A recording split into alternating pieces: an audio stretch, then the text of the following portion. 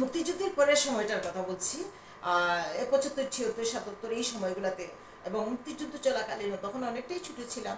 আকাশবাণীতে অনেক গান বাজতো স্বাধীনতার পরপর। এই যে আর বাবার তো একটা দেশদ্রোহিতার মামলার মধ্যে একটা অভিযোগই ছিল, তিনি আকাশবাণী শুনেন। আর মা তো ঘরে বড় হয়েছেন, মা অনেক তারা ৬-৭ বোন মামাতো বোন ছিলেন, সবাই এখানে উস্তাদ আসতো। আমার মা কতটুকু গাইতেন আমি জানি না, কিন্তু মার গান তো তৈরি হয়েছিল। তো আকাশবাণীর সাথে গানগুলোর সাথে মাও ঠোঁট মেলাতেন, এবং সেই সময়টাতেই আমার গানটা তৈরি হয়েছিল। তো ওখান থেকে একটা অতুল প্রসাদের গান গাওয়ার চেষ্টা করছি, ভুল ভ্রান্তি আমার অর্জনীয়।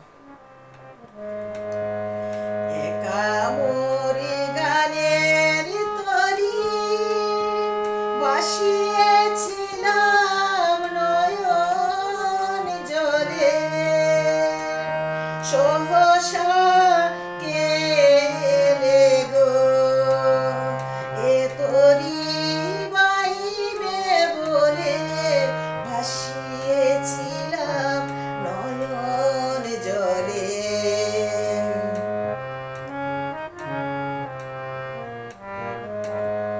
যা ছিল কল্প মায়া, সে কি আজ ধরল কায়া, যা ছিল